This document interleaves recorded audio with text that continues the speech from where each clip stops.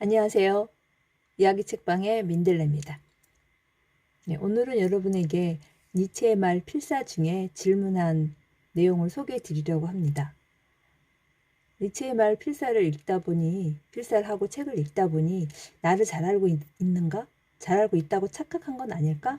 라고 수강생 한 분 중에 질문을 해 주셨습니다. 그래서 이거에 대해서 또 다른 분들은 어떻게 대답을 하셨는지, 또 이걸 알 수 있는 방법은 없는지에 대해서 소개를 해 드리려고 합니다. 네, 왜 이런 질문이 나왔냐면요. 니체의 말 앞부분에 자신에 대한 이야기가 상당히 많이 나옵니다.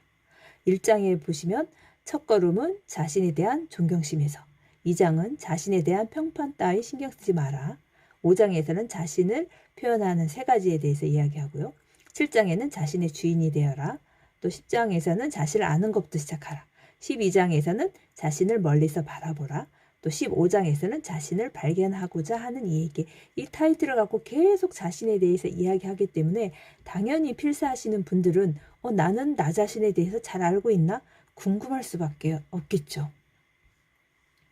그래서 나를 잘 알고 있는가? 잘 알고 있다고 착각한 건 아닐까? 라고 질문을 써주셨습니다. 이것에 대해서 다른 수강생들 분은 어떻게 답하셨는지 또 이렇게 이야기를 나눴거든요. 한번 전해보겠습니다. 먼저 질문 주신 분은 조아리의 창이 생각난다. 예전에 남이 보는 나와 내가 아는 나가 다르다고 이렇게 공부해 보신 적이 있으시대요. 그래서 조아리의 창에 대해서 이야기를 해 주셨습니다. 그리고 다른 분은 기질 성격 검사를 했는데 나의 기질이 이렇구나 하고 이해를 하게 됐다고, 또 몰랐던 부분을 알게 된 거죠. 그리고 또 다른 분은 나는 호기심이 있어서 다른 것에 대해서 되게 관심 있는데 다른 사람들은 끈기 없다라고 표현을 한다. 내가 아는 나와 다른 사람이 보는 나가 다른 거죠. 그리고 또 다른 분은 나는 나를 알기 위해서 독서, 감사일기, 글쓰기, 또 낭독도 하신대요. 낭독을 해보니까 내 목소리가 낯설은 거죠. 내가 아는 내 목소리가 아닌 거죠. 그리고 또 나는 온화함을 추구한다고 생각하는데 다른 사람들은 나를 도도하다, 까칠하다라고 말을 해서 좀 당황스럽죠. 제가 생각하는 나가 아니기 때문에.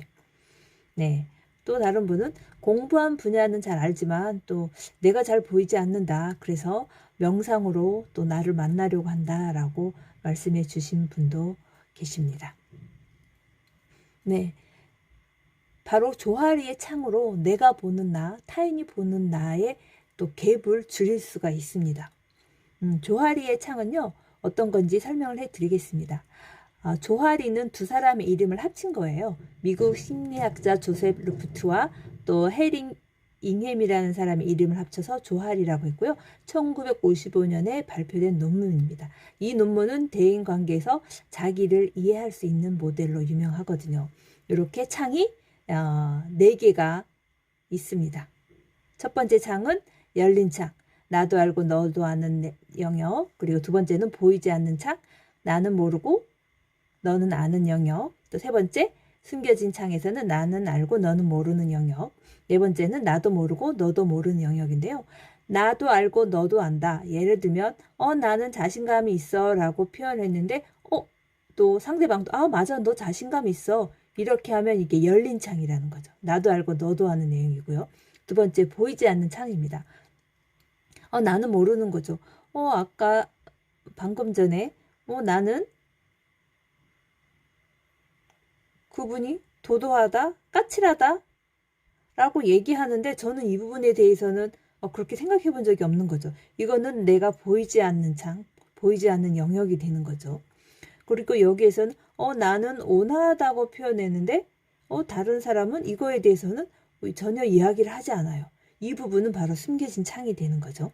그리고 미지의 창은 나도 모르고 너도 모르는 부분이 바로 미지의 창입니다. 타인은 나를 비춰주는 사회적 거울이라고 하기 때문에 내가 보는 나도 중요하지만 타인이 보는 나도 중요하기도 하죠. 그래서 저에 대해서 한번 알아봤습니다. 그러려고 하면 먼저 형용사가 있어야 되는데요. 57개가 있어요. 여기에서 6개를 고르는 겁니다. 먼저 저에 대해서 알아본다고 하면 제가 여기서 6개를 고르는 거예요. 솔직한, 뭐 자신감이 있는, 겸손한, 자기 주장이 강한, 뭐 합리적인 이렇게 단어를 6개를 고르고요. 또 동료나 아니면 아들이나 또 남편한테 또 6개를 고르라고 합니다. 그 진행된 것을 한번 알려드릴게요. 네, 저에 대해서 제가 고른 6개는 생각이 깊은, 자발적인, 현명한, 자신감이 있는, 행복한, 적극적인 이렇게 좋은 것만 6개를 골랐습니다. 그리고 아들이 엄마에 대해서 형용사를 고른 것도 6개가 있는데요. 융통성이 있는, 자신감이 있는, 활동적인, 마음이 넓은, 참을성이 있는, 자기 주장이 강한 6개를 이렇게 골랐습니다. 이렇게 6개 고른 것을 이제 창에다가 입력을 하면 되거든요. 네. 아들하고 제가 공통적으로 고른 말이 바로 이 자신감이 있는 이 부분이었습니다. 저도 자신감이 스스로 있다고 생각하는데 아들도 이렇게 봐줘서 되게 고마운 일이죠. 그리고 보이지 않는 창에서는 저는 이렇게 생각하지 않았는데 아들이 이렇게 써줬어요. 융통성 있는, 활동적인, 마음이 넓은, 참을성 있는. 저는 이거 모르는 영역이고 아들이 저한테 이렇게 써진 거고요. 숨겨진 창에서는 생각이 깊은, 자발적인, 현명한, 행복한, 적극적인. 저는 아는데 아들은 이걸 안 써준 거죠. 그래서 이건 숨겨진 창 영역입니다. 그리고 마지막에는 나도 모르고 아들도 모르는 영역이죠. 하지만 물어봤습니다. 아들한테 네가 원하는 엄마의 가장 좋은 모습은 어떤 거야? 라고 물어봤더니 이해심이 있는 엄마를 바라고 있더라고요. 이해심이 없다는 뜻인가요? 여기 두 번째 영역에서는 좋은 말을 다 썼는데 여기서는 또 이해심이 있는 엄마를 바라고 있습니다. 네. 여기서 내가 원하는 아들이 아니고요. 제가 원하는 저의 모습은 여유로운 모습입니다. 저는 제가 아주 여유로운 모습을 했지만 아직 그것을 제가 못 찾았나 봐요. 그래서 제가 아는 나와 또 아들이 보는 나, 그리고 공통적인 부분이 있고요. 그리고 여기에서 이 영역이 넓어져야만 대인관계가 좋아지겠죠. 보이지 않는 창이 조금 더 영역이 좁아지고 서로 아는 영역이 넓어질수록 서로 대인관계가 또 원만하고 소통이 된다고 할 수가 있겠습니다. 그래서 다른 사람의 한 이야기에 대해서 피드백을 하고 또 수정해가는 모습, 그리고 여기에서는 내가 숨겨졌기 때문에 조금 더 노출해서 열린 창 영역이 넓어져야만 대인관계가 더 원만하리라고 생각이 됩니다. 아들에 대해서도 한번 해봤어요. 제 아들은 초등학교 6학년인데요. 제가 생각하는 아들과 또 아들이 자신에 대해서 생각하는 형용사를 골라봤습니다. 아들이 자신에 대해서 고른 형용사는 까다로운, 활동적인, 내성적인, 겁이 많은, 자기 주장이 강한, 신경이 날카로운 이렇게 6개를 골랐고요. 제가 고른 아들에 대한 형용사는 쾌활한, 도움이 되는, 총명한, 거만한, 자의식 강한, 자발적인 6개. 제가 너무 좋은 것만 골랐네요. 그래도 아들은 솔직하게 자기가 까다롭다고 또 신경이 날카롭다고 겁 많다고 그 솔직하게 잘 표시를 해줬네요. 네. 이렇게 자기가 보는 거랑 또 엄마가 보는 거는 이렇게 다르거든요. 이번에도 조아리 창에다가 한번 입력을 해보겠습니다. 공통점이 없어요. 아들하고 제가 고른 형용사 중에서 공통점이 없습니다. 네, 아들이 본인이 모르고 있는 거는 저는 이렇게 쓴 거죠. 쾌활한, 도움이 되는, 총명한, 거만한, 자의식이 강한, 자발적인. 아들은 모르는 거죠. 그리고 이거는 아들은 본인만 이렇게 생각하는 거죠. 까다로운, 활동적인, 내성적인, 겁이 많은, 자기 주장이 강한, 신경이 날카로운 이런 부분이고요.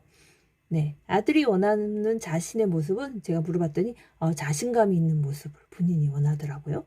그리고 제가 원하는 아들의 모습은 행복하게 모든 일을 좀 잘 했으면 좋겠다라는 그런 생각이 들었습니다.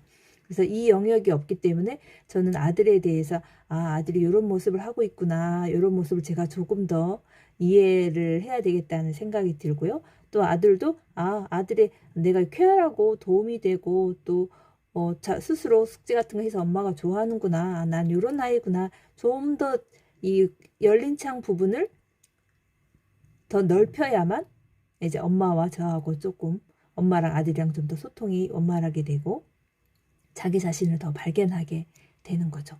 이것만으로도 저는 아들을 많이 이해하게 됐어요. 아들도 아마 그러지 않았을까 싶어요. 자신을 이해하는 계기가 됐을 것 같습니다. 네, 이렇게 조아리의 창은 자기 이해, 자기 발견의 도구예요. 한번 여러분들도 남편이나 동료나 또 아이들하고 같이 해보셨으면 좋겠어요. 이것으로 인해서 관점의 차이도 극복할 수가 있고요. 또 서로 이해의 폭을 넓히는 계기가 되고요. 또 자기 자신을 잘 아는 계기, 또 타인이 나를 어떻게 보는지도 알게 되는 아주 중요한 계기가 되는 게 바로 이 조아리의 창입니다. 네, 니체의 말 필사 중에 나를 잘 알고 있는가? 나를 잘 알고 있다고 착각한 건 아닐까? 착각하고 있었습니다. 질문을 너무 잘 해주셔서 감사드리고요. 여러분들도 한번 이 조아리의 창을 또 아는 분들과 같이 해보면서 자신을 알고 또 조금 더 대인관계를 또 원활하게 하기 위해서 도움이 되셨으면 좋겠습니다. 도움이 되셨으면 좋아요, 구독 부탁드리겠습니다. 감사합니다.